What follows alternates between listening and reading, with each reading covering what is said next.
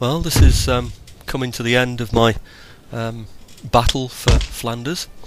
The Spanish are very much on the back foot there now. We've gone all the way through the village. We're at their back wall.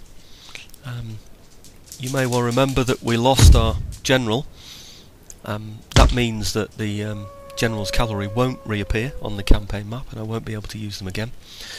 We can be a bit reckless now with the general's cavalry. There's no point really in looking after them. Once we get that mark on the left hand side, as you can see, the heroic death, you know, the skull there, once we get that sign there, we know that the general is out of it and his cavalry is expendable. But I would say also that routing units and, you know, just throwing units away for the sake of it can upset the general morale of your own troops. So we can't be totally free with them. I'm keeping my general's cavalry back. You can see it there. You can see his cavalry over the other side. Intervening are my pikemen.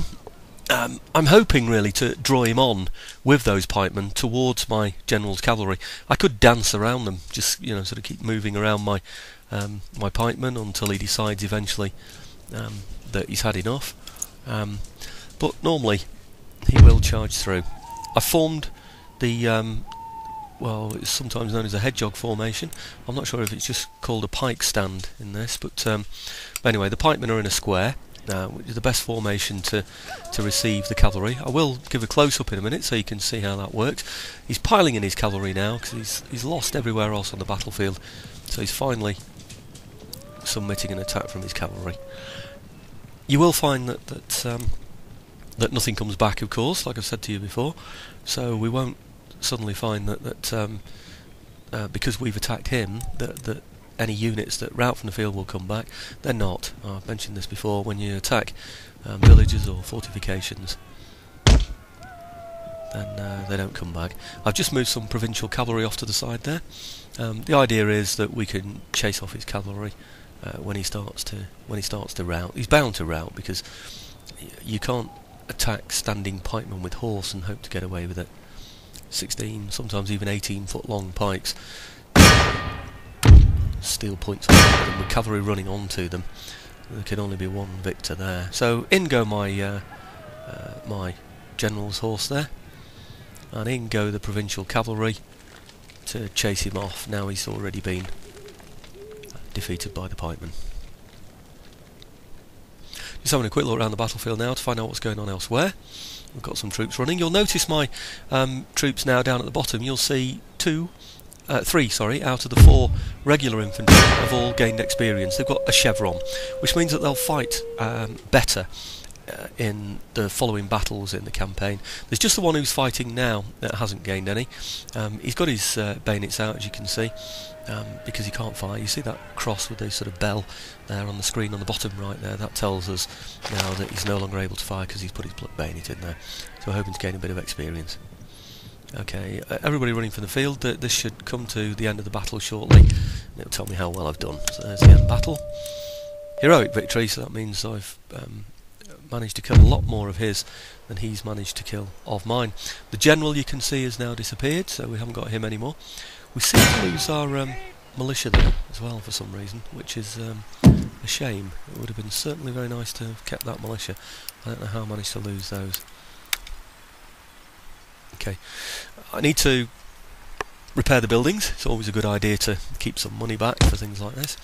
So repair the building, repair the ports. This is the one where I'm going to get my improved ships from.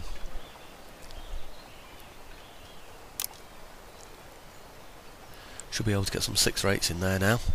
That will help my fleet a little. Okay, replenishing all my troops.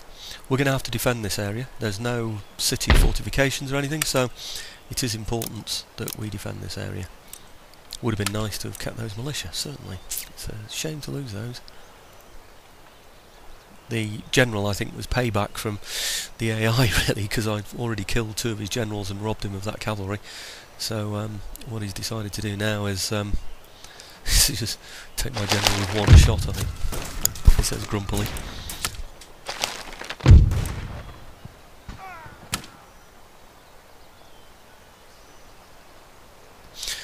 Those markers there that I was just clicking off the screen are the ones that sort of tell you about successful battle and everything, that's all.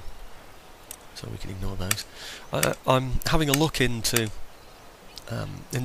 my own home territory here now, of course, just to find out if I'm strong enough. I've only got militia in there and a general. I will have to start thinking about defending that. I know it's got, I know it's got some. I'm just looking around now to see what else I'm doing here now. Oh, right, okay. Yeah, I know it's got a fortification, I was about to say, but I do need to make sure that I've got enough troops to be able to defend that fortification. I tend to like 4 for a fortress, 4 infantry units in a fortress, 1 for each corner of the fortress, and then I can move them around as the enemy attack, to different parts of the wall to defend it. I get the Firelock armed citizenry as well. I consider them to be a bonus. I do like to have my 4 at least. Okay, back to the Americas and the Caribbean. You'll remember I'm trying to raise an army here of regular troops so I can take out the second and last pirate island, so that I don't have such a drain on my economy from the pirates raiding my trade routes. So it is worth getting some soldiers together in order to do that. I have to sort of judge here whether I can take them out. I've only just taken this region, if you remember. I'm exempting region from tax. Click on that just to see what happens if I don't exempt them. There's a very small income from a lot of these islands anyway, so often it's just not worth taxing them. I'm just pulling the men out there now to have another look, hover over the town and see what happens when they don't have any troops in there anymore. They're fine. Obviously I'm not taxing them anyway. Add those to the fleet, along with the rest of the soldiers that are in there.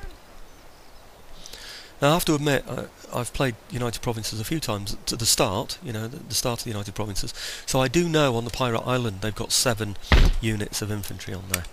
They may well get more as the game goes on, I don't know, but I certainly don't let them increase or let the game go on so long that they build up something really big. Anyhow, so I know I need an army that's going to be able to take on 7 lots of pirates who can shoot at me and also engage me with swords.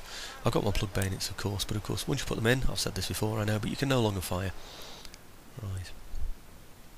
Quick overall look at the Americas, just to see what's going on in terms of the trade routes, who's raiding where, just to see if there are any ships around, because I'm now going to move my navy out with my army on it. Last thing I want is a large fleet to appear from somewhere and blow my fleet out of the water, and I'll lose my army, which has cost me a lot of money to raise. There are 800 and something each, these regular troops, so there are 6, I believe, that I've raised there. Yep. I think you can see that I've just taken out my militia from there as well to square it up, so I've got a few more men. So that'll be 2, 4, as you can see there, plus the 2. So we've got, if I add the militia, that will be 6 units that I can take over there. Like I said to you before, I do like to have infantry units in the ports as well as in the towns, because the ports can be attacked and burned, and also trade can be affected by that. I do like to keep troops behind, but 5 regular infantry against 7 lots of pirates might just not be enough. He could engage with 5 and attack the flanks with 7. Remember, we're doing this campaign and battle on hard. He will do that. You get them going into your regular infantry on the sides there, you've got no cavalry support, you could find that your troops start to rout, so it might be worth just having that other unit in there.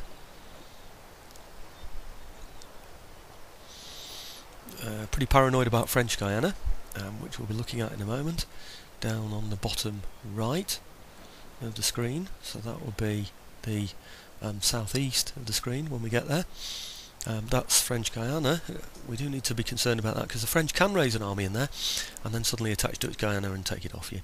So here we go, bound to be having a look at it shortly. Oh no, just a quick look at the pirate island first in the background there, just at the north of the map.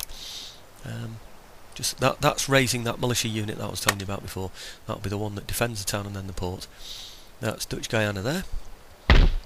Just raise another unit of Indians in there, so we've now got 2 lots of Indians. And the rest will be shown on the next video.